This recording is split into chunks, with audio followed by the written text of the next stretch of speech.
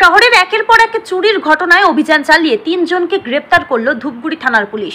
গত এক মাস জুড়ে শহরের বেশ কয়েকটি এলাকায় দিন দুপুরে চুরির ঘটনা ঘটে।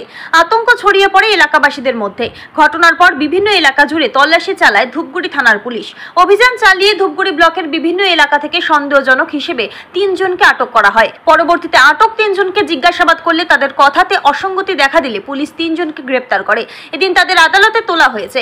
পুলিশ সূত্রে খবর, এদের রিমান্ডে নিয়ে এসে চুরির ঘটনায় বাকিদের গ্রেপ্তার করা হবে। প্রসঙ্গত, পুরো এলাকার 3 নম্বর ওয়ার্ডের মিলপাড়ার শিবু চক্রবর্তী, 4 নম্বর ওয়ার্ডের অমূল্য রায় এবং 14 নম্বর ওয়ার্ডের নেতাজি পাড়ার গৌতম দাসের বাড়িতে ভর দুপুরে চুরির ঘটনা ঘটে।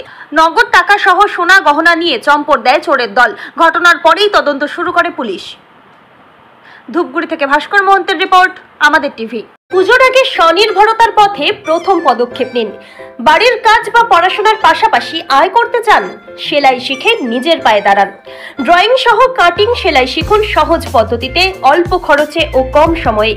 আজই ভর্তি হন দীপা সেলাই সেন্টারে। প্রশিক্ষণের শেষে পাবেন সার্টিফিকেট।